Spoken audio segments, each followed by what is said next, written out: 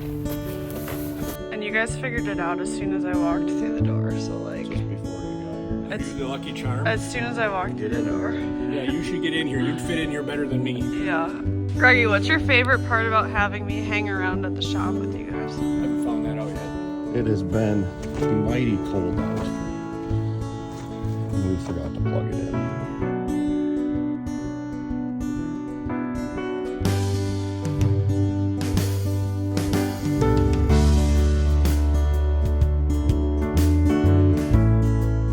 Hello and happy day. Welcome to New Age Custom Farming. If you're new here, we are a custom farming operation in Wisconsin. We just survived a huge cold snap that I know a lot of the Midwest experienced. Yesterday, our high, or not our high, but the temperature it was yesterday was -12. So that's not including what the real feel with the wind chill, but we have survived on to warmer weather today. It is, I believe, like 17 degrees out, and I have a whole less layer on, so that's always good. Kind of feels like we're in a heat wave. Not actually, but boys are continuing to work on projects in the shop. I am here. The vet is doing herd health and Preg Checking Heifers. We custom raise heifers for a dairy farm, and then we'll see what else we can get into. So the vet comes every other week to Preg check the heifers that we custom raise for a dairy farm. So he is using an ultrasound machine to see if they are pregnant, and then if they're pregnant, we mark them, and then we move them to our pregnant pen, and then they stay in there until about a few weeks before they go back up to the dairy. And yep, we did have a few heifers out this day, but that, you know, happens on a farm. So, got to fix the light on this truck. We're going trucking tomorrow. Batteries are dead, because why wouldn't they be? It has been mighty cold out. And we forgot to plug it in. It's 20 something degrees out today, but we'll see how she goes.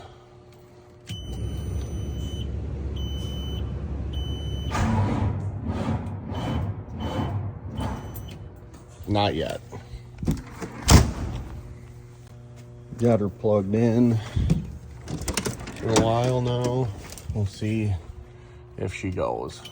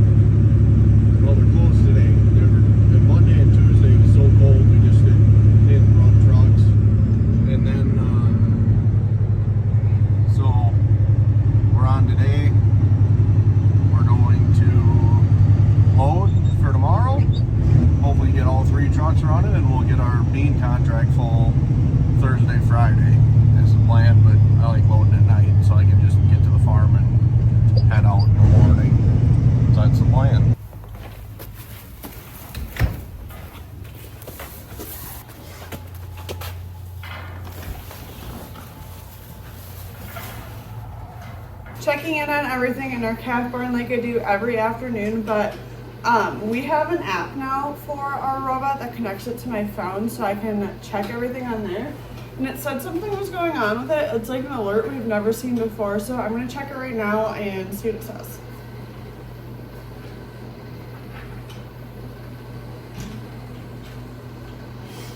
It just said a warning for our mixer emptying. Our mixer, I'll show you guys. It's just kind of gross.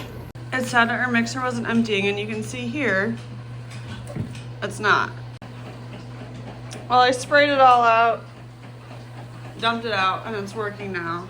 One of my goals for either this spring or summer when it warms up and before the flies come back is to clean this whole rig again.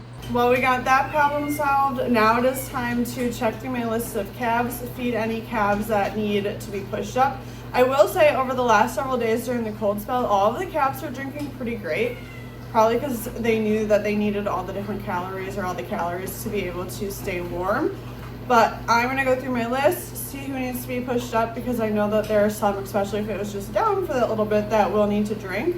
And the good thing about on our app is you can actually observe their feeding behavior. So it'll tell you when in the past days, like what time about that they've all drank and how much they've drank at each feeding. So then I'm able to look at it too, like today. So right now I think it's like 12:30 or whatever. I'm able to look at it now, and if there's any of my calves that are like alarm calves, but then on their feeding behavior, it shows that they actually tend to drink later in the day, because I can see like, okay, yesterday they drank their allotted amount or close to their allotted amount, but today they're one of my alarm calves because they haven't drank a ton yet today. But I go in and look at it and their feeding behavior says that they drank more in the afternoon and into the evening. Then I'll know, okay, I'll keep my eye on them and I'll make a note of it just in case, like tomorrow then, based off their feeding behavior, if they're still not drinking as much, then we need to check them. But it allows me to then kind of let them do their thing without over managing them for the time being. So I am a data nerd, animal science nerd. I love like learning these little nuances, I guess, about calves. And then I think it helps us become better producers, because some of these calves, like I don't need to manage as much as I think I do. They're figuring it out. Their feeding behavior is just different than the other calves. Got my list. Now let's go find the calves that need to drink and get them up to the robot. I have my phone propped up on the gate and it's not. Let me try and turn this around. Okay, it's not being propped up the best, but conveniently a lot of the calves that need to drink are all waiting right here. It's almost like they are so close to knowing what they need to do, but then they keep like waiting just right outside the chute instead of going in it. So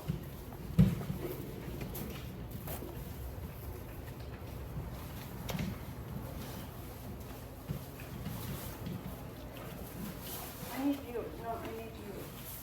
I need you. No, come here. Come around. Come on. Come on. There you go. Oh, you're so close.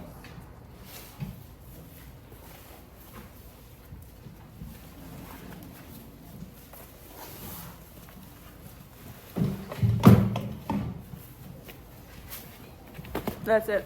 Like I said, most of these calves that need a drink are all coming up here right now, so I'm happy they know what to do. I'm kind of more so just like facilitating the movement of them in and out of the robot, because they'll go in there and drink and then they'll be done drinking, like they're not allowed to drink any more milk, and they'll just stay in there like wanting more milk, so then they don't move out and let the other ones come in.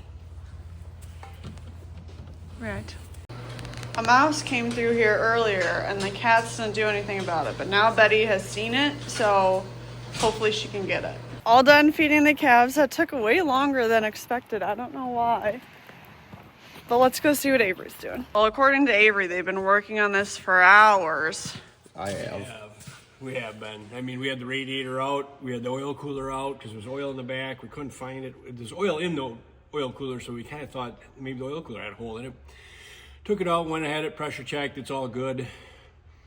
We've been driving around, we're getting oil back in it again, we couldn't figure it out.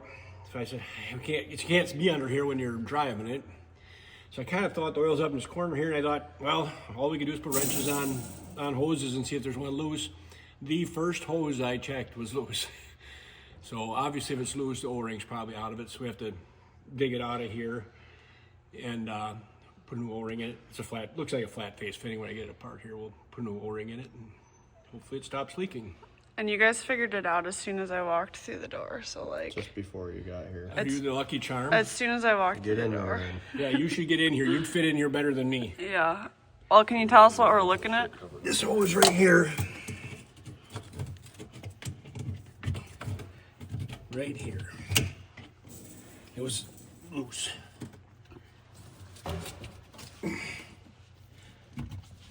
So, I'm trying to get it off.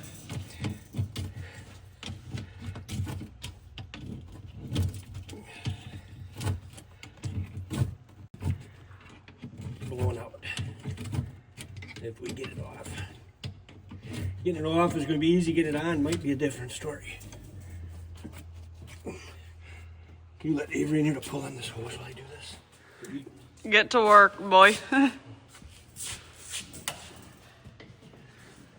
Track is literally covered in it. Look out.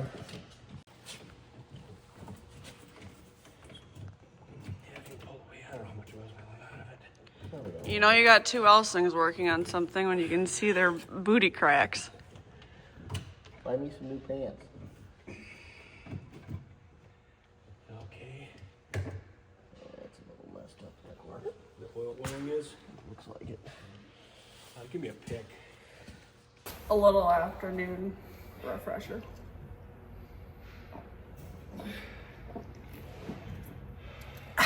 Crispy. Cheers. Whoa. Bolts on your finger tight in the back. Yeah. And I can just kind of, I'll just put one on. And I can put that one on.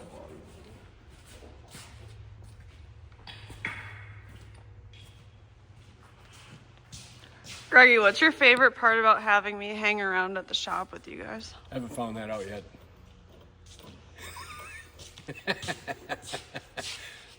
No, the heck you give the boys. That was quite literally so rude. Who's rude? You!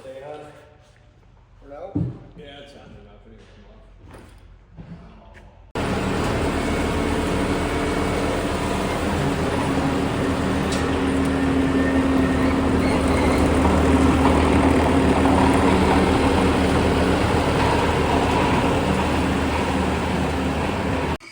Alright, so we got the O-ring in here. You can see that's the fitting. We hope that's the culprit anyway. It was definitely loose. I'm on the struggle bus of getting it any tighter than it is. Well, let's hope that does it.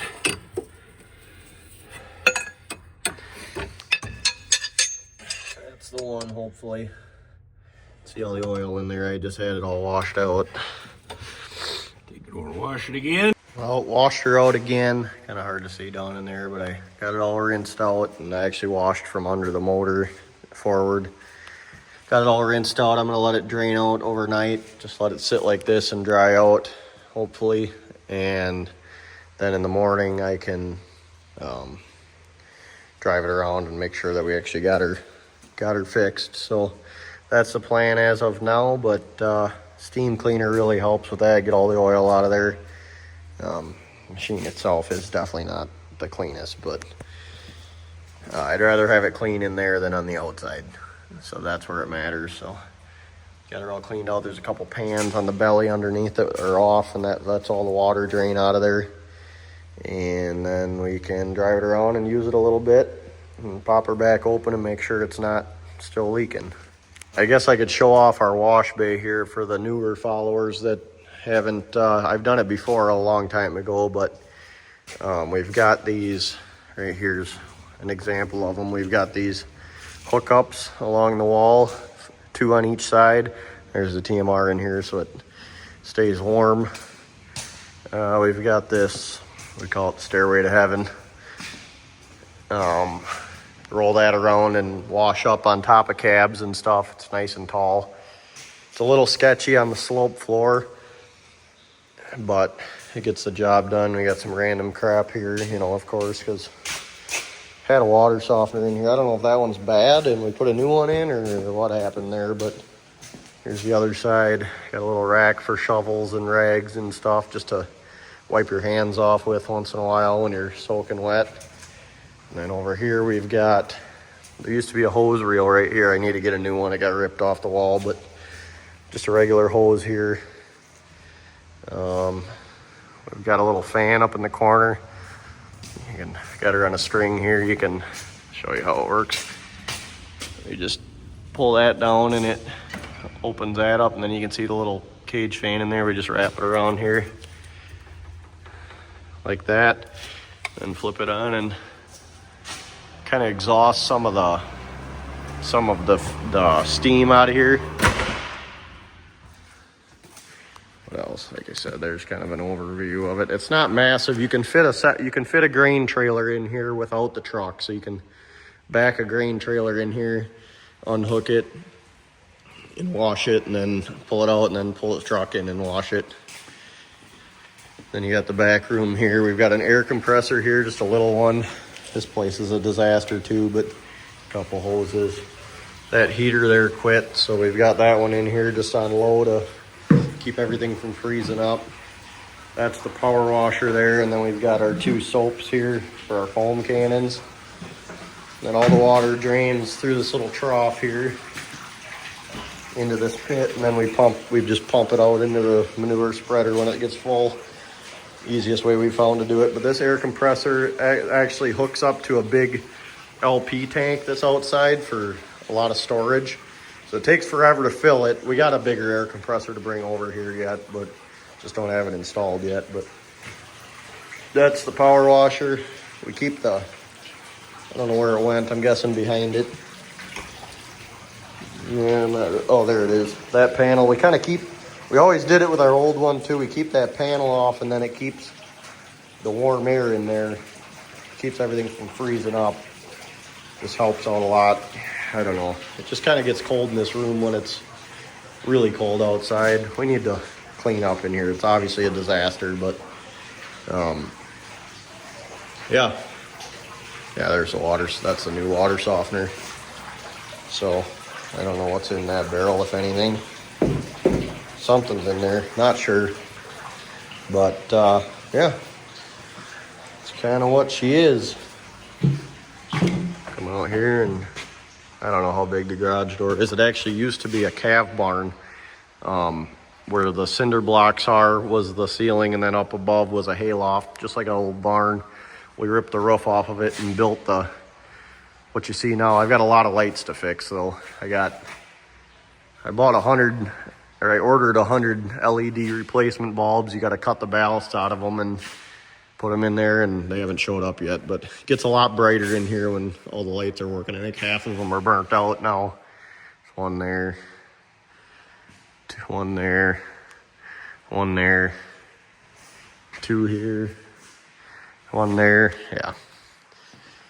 So that's the deal. You can see all the mud in here. We try not to let any of that get down into the pit, otherwise we got to shovel it out. So easiest thing to do every time we get done washing something, we just take the skid loader and some shovels and scoop it up quick and move on with it. Go dump it in the manure pit. So there's another one burnt out. Yeah, got quite a few of them burnt out, but that's kind of our wash bay. Little tour of it. Better not forget my light. Yes, that's probably going to be it for this video. I'm going to call her a day. So I guess I'll update you if this is broken. If you don't hear anything from me, I think we got her fixed. So that's good. Just one loose fitting with a blown O-ring. All it takes to make a big mess, especially on a big feed line like it was. So once we got it fixed, I'm going to detail the cab and really wash it well. But it's really bad. So that'll be tomorrow's project, maybe. See what we got going on. But that's going to be it for this video. Thanks for watching. Make sure you like and subscribe. We just passed 41,000, I think, subscribers as this was being filmed. So pretty cool. Next milestone's 50,000. So keep plugging away. Pretty soon here, hopefully, I know I've been saying it a while, we'll get some tractor pulling content coming back at you with rebuilding the red one, and then obviously in about a month we'll be in Louisville. So who knows when this will be coming out. It'll probably be a lot closer when this video comes out that we'll be going to Louisville. But that's it for this one. Thanks for watching, and we'll catch you in the next one.